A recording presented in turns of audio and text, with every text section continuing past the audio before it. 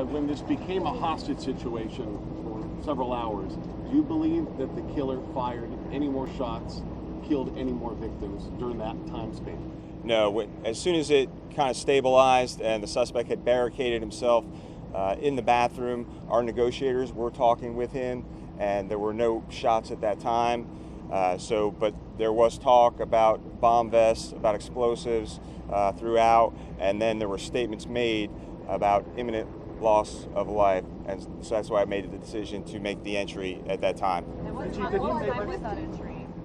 About 0500 hours in the morning. Chief, did he make that phone call to 911 after he started shooting victims? He made that phone call, we believe, while he was in the bathroom, correct, after the initial victims were shot.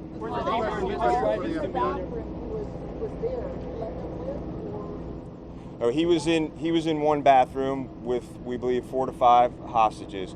There were people in the opposing bathroom, about 15 to 20 people, and unknown when we rescued dozens and dozens of people, so we don't know from which bathroom they came at this point. So that's all part of the investigation. Chief, how would you characterize any other suspects that may have been inside of that club at the time? Not that I'm aware of from inside the club. I know there's another investigation going on by the FBI, but nothing from inside the club.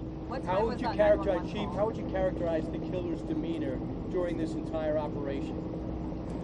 I would say, based on the calls, he was cool and calm when he was making those phone calls to us.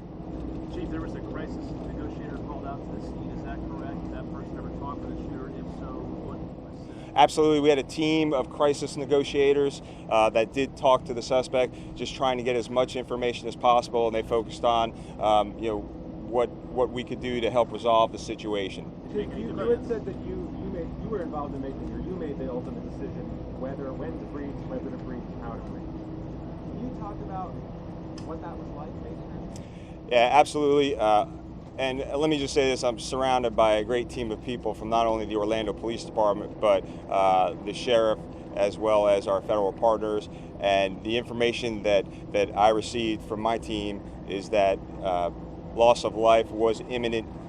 So yes, had to make that decision, hard decision to make, but again, I wasn't alone. I did have a team of people advising me, and we all knew that was the right thing to do, and believe we prevented a lot future loss of life and saved many, many lives.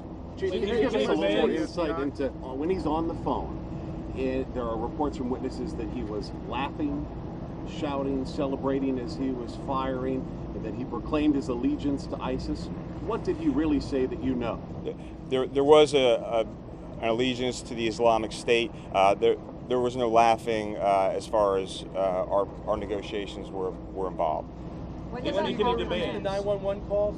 What's that? When will you release the? That's up to the FBI. It's all part of their federal investigation right now. Chief, is there a chance that the people might have been struck by friendly fire, so to speak, maybe in the crossfire, maybe an officer's bullet might have hit one of the victims? Well, I would say that's all part of the investigation, but I will say when our SWAT officers, about 8 or 9 officers opened fire, their backdrop was a concrete wall, and they were being fired upon. So that's all part of the investigation. There are reports that he also called a news station or a news reporter. Have you heard that at all? I have not heard that.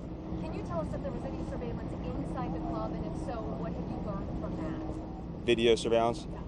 I'm not sure about that right now. Why was there a 3-hour delay between going in? Because of the scene had stabilized.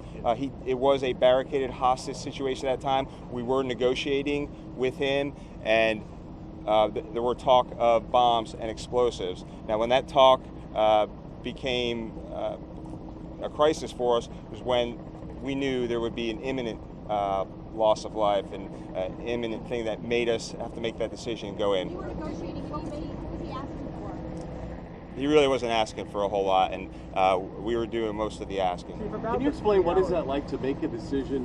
You have people that were injured in the club. You'd like to get rescue personnel to help them, maybe save their life, but you have to make this other decision to wait to maybe prevent more loss of life. What was that like to make that decision, knowing people who might be losing their lives because they couldn't get medical attention and you needed to wait? What was that like personally for you as a chief? Well, absolutely, it's a hard decision to make, but it's the right decision to make.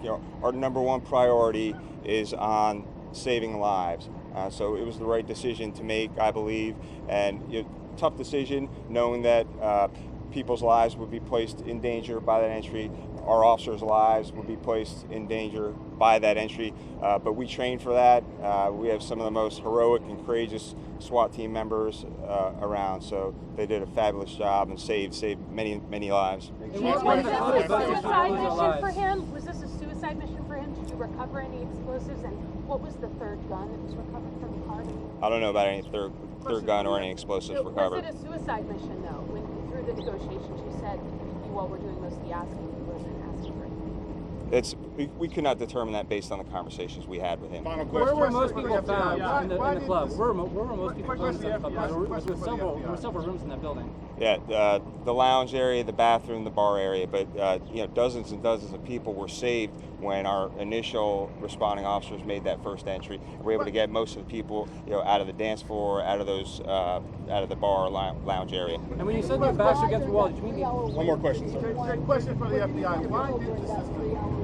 What made it imminent? What did he say to you? Well, there was a timeline given, and we believed there was imminent loss of life that we needed to prevent. He gave a timeline? Did anyone die? Did he kill anyone from 2 to 5 during that night? There were no reports of shots fired during that time that I'm aware of. Thank you all very much. Thank you.